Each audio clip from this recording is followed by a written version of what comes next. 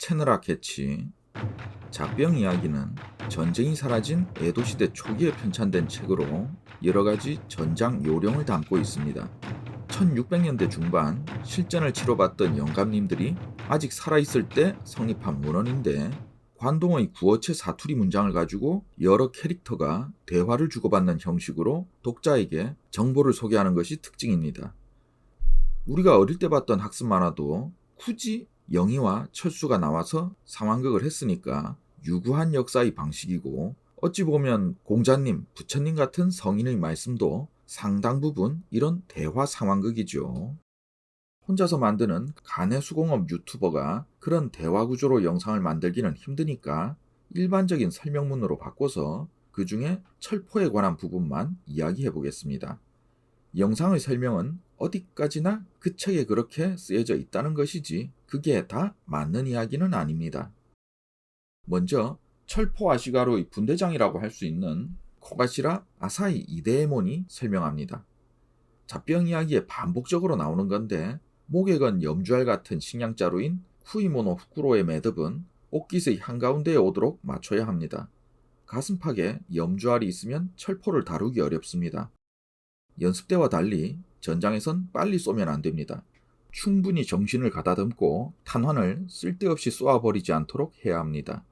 명령에 맞춰서 철포를 쏠 때도 철포를 넣는 가죽 주머니를 버려서는 안 됩니다. 가죽 주머니를 접어서 예비 꽂을 때를 2자루든 3자루든 넣고 몸통 오른쪽 뒤에다 끼워둬야 합니다. 너무 가로로 기울여서 끼우면 아군의 눈이 위험하니 적당히 기울여야 하고, 너무 세로로 세워서 끼워두면 자신의 삿갓에 걸그적거립니다. 적과의 거리가 먼 동안은 탄환과 화약의 카트리지인 하야고호를 코가시라가 아시가루들에게 건네주니까 그것으로 쏩니다.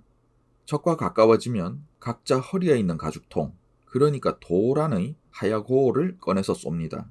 이걸 통해서 이 시절은 이미 카트리지 방식으로 장전하는 게 일반화되었다는 걸 알 수 있습니다. 서두르면 화약이 폭발하기도 하고, 화성을 잘못 끼우면 화약에 불이 붙지 않거나 화성의 불씨가 꺼지기도 합니다. 만약 불씨가 꺼졌다면 코가시라에게 예비 화성이 많으니까 갈아 끼웁니다. 철포 안의 탄환이 걸렸다면 두꺼운 꽂을대가 코가시라의 지팡이 속에 있으니까 그걸로 밀어낼 수 있을 겁니다. 앞줄의 사람이 철포를 쏠 때 그 다음 줄은 화성을 용두에 끼우고 준비합니다. 조준에 대해선 1초, 즉 109m마다 코가시라가 지시합니다. 적이 안 보인다고 해서 빈총으로 있으면 안 되고 장전해서 들고 있어야 합니다. 말을 탄 적은 먼저 말을 쏘고 그 다음에 사람을 쏘는 것이 좋습니다. 때로는 말 탄 적을 쏘아 떨어뜨리고 주인 없는 말로 적을 혼란시키기도 합니다. 적이 철포대의 바로 옆까지 왔다면 좌우로 나눠서 비키고 창부대의 싸움이 시작됩니다. 가죽통의 탄환을 전부 쏴버렸다면 꽂을대를 빼고 총은 허리에 꼽아 늘어뜨리고 칼을 뽑아 적의 손과 발을 노리고 뱁니다. 적의 투구나 갑옷을 정면으로 치면 잡병의 저가형 칼은 매다그는 냄비의 자루처럼 휘어져 버릴 것입니다. 적과 거리가 멀 때 철포의 총구 속을 청소해 둡니다. 그때도 부대의 반은 철포에 탄약을 넣어두고 교대로 청소와 장전을 하는 것이 좋습니다. 우리가 군대에서 쓰던 그런 총알이 아니기 때문에 상당한 그을림과 찌꺼기가 발생하니까 포구의 청소가 중요합니다. 너무 열심히 움직여서 숨이 끊어질 것 같으면 염주뭉치 바닥에 넣어둔 우메보시를 꺼내서 봅니다.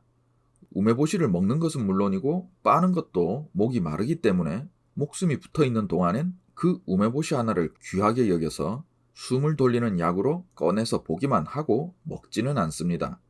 우메보시를 보고도 아직 목이 마르다면 죽은 사람이 피라도 진흙탕의 깨끗한 윗물이라도 떠서 입을 헹굽니다. 우메보시는 출진 중에 하나로 족하지만 후추는 출진 일수에 맞춰서 넣어둡니다. 여름이든 겨울이든 아침 한 톨씩 베어 물면 추위도 더위도 타지 않기 때문에 후추알은 우메보시와 달리 많이 넣어두어야 합니다. 고추를 빻아서 엉덩이부터 발톱 끝까지 발라두면 얼지 않습니다. 손에도 발라두면 좋지만 깜빡 잊고 눈을 비빈다면 눈알이 엄청나게 쑤시고 아픕니다. 이처럼 잡병 이야기에 적힌 내용은 그 시대의 어떤 인식이기 때문에 사실과 다를 수 있는데, 고추를 바르는 것은 20세기의 일본군 폭설 조난 사고 영화 하코오다 산에도 나오는 장면이지만 실제 실험을 해보면 체온이 올라가지 않는다고 합니다. 여기에 철포 분대장의 설명에 이어 철포 분대원인 아시가루 유우히 이리에몬의 설명이 이어집니다. 탄약 가죽통인 도오라는 평소 허리에 차지만 강을 건널 땐 목에 걸어야 합니다. 철포의 점화약통, 구치구술이 이래의 경우 평소 철포 사격 연습할 때는 목에 걸지만 삿갓을 쓴 상태에선 끈이 짧아서 안 되니까 갑옷 흉판에 묶으면 됩니다.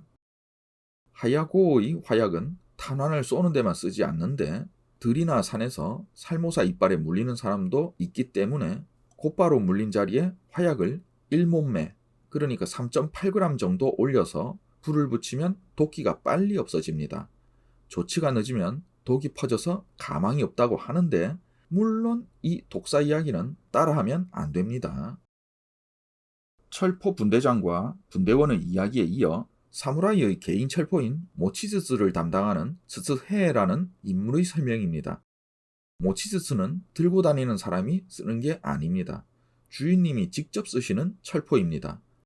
이 점화약통도 목에 걸어놓고 있으면 끈이 더러워지는데 주인님이 옷깃에 걸 때 더러워서는 가당치 않으니 조심해야 합니다. 또한 탄약 가죽통의 끈도 더러워지면 안 된다고 생각해서 자루 하나에 넣고 허리에 묶었습니다. 전투가 가까워지면 철포를 들고 다녀서야 제대로 움직일 수 없으니 철포 아시가루 무리가 가진 철포처럼 꽂을 때는 빼서 갑옷 몸통에 끼우고 철포는 허리에 꼽고 움직여야 합니다. 여기서 구경이 큰 철포를 메고 있는 테페가 설명을 합니다. 이런 철포도 오오즈츠라고 하기 때문에 문헌상으로는 대포와 혼동될 수 있습니다.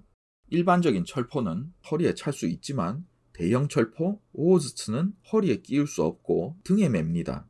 게다가 주인님이 철포를 쏘고 다시 맡길 때에도 작은 철포를 허리에 차는 것처럼 빨리 등에 매지는 못하기 때문에 손이 많이 가고 성가십니다. 큰 철포와 작은 철포는 교대로 매야 하지 않냐고 테페는 불평합니다. 이번엔 탄약 상자를 운반하는 즈돈이라는 사람이 설명합니다. 탄약 상자인 타마바코도 화살 상자처럼 두 사람이 두 상자를 봉으로 연결해서 한 짐으로 매지만 전투가 시작되면 한 상자씩 등에 짊어지게 됩니다. 요즘 아시가루 부대의 철포 쏘는 소리를 듣고 있으면 풀뭉치로 창을 갈듯이 쓱쓱 하는 소리가 난다고 하는데 아시가루 전투가 격해지고 그 뒤를 사무라이 무리가 넘어 들어가면 운반수는 탄약 상자를 쥐고 아시가루 부대를 뒤따라서 옆으로 펼쳐져야 하는데 평소처럼 긴 봉의 양쪽에 탄약 상자를 걸치면 여기에 부딪히고 저기에 걸리고 한 발짝도 걸을 수 없어서 빙빙 돌게 되니까 아시가루 부대보다 뒤처져서 곤란한 상황이 됩니다. 적에게 탄약 상자를 뺏기지는 않으면 다행이죠. 그래서 전투가 들어가기 전엔 등에다 지는 겁니다. 먼 길을 허리에 가죽통 달고 다니다 보면 화약이 하야고의 바닥에 달라붙어서 총구 안으로 다 들어가지 않으니까 탄환은 5캔, 그러니까 9m도 날아가지 않고 떨어집니다. 장전하기 전에 하야고를 한번 흔들고 그 다음에 총구에 털어 넣으면 좋습니다. 어쨌건 하야고의 화약을 채울 거라면 잔뜩 채우지 말고 조금 틈을 주는 것이 좋습니다. 하야고 통의 뚜껑 역할을 하는 종이에 너무 풀칠을 많이 하면 탄환에도 종이를 입힌 것 같이 되어 그 종이가 총구 안에서 벗겨지지 않아 두 번, 세 번 쏘는 동안 탄환이 총구에서 6에서 9cm 정도에 걸리는데 꽂을 때를 힘껏 쳐넣어도 꼼짝하지 않고 총구 내의 더러움도 닦아지지 않고 그 이상은 빼내지도 넣지도 못하게 되고 억지로 쏴봐야 총알이 바로 앞에 떨어지는데 그래서야 작대기보다도 도움이 안 되는 철포가 됩니다. 또한 풀이 묻지 않은 탄환이라도 탄환이 너무 작으면 하야고 안에서 굴러다녀서 총구에 넣을 때 화약보다 먼저 들어가 버리니 쏴봐야 총열 안에 탄환이 남아버리고 날아가도 탄환이 작으니 힘이 없어서 이것도 기껏해야 9m 날아가 떨어지니까 탄환도 화약도 하야고도 모두 쓸모가 없어져 버리니 아깝습니다. 작은 탄환은 어금니로 깨물고 나서 넣으면 좋습니다.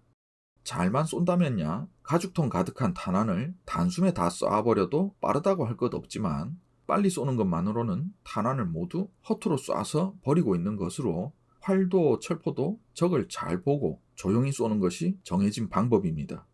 쑤시고 바로 쏘고 빨리 쏘기만 해서는 적을 한 놈도 맞추지 못하고 탄약을 헛되이 버리고 있는 것이니 아까운 일입니다.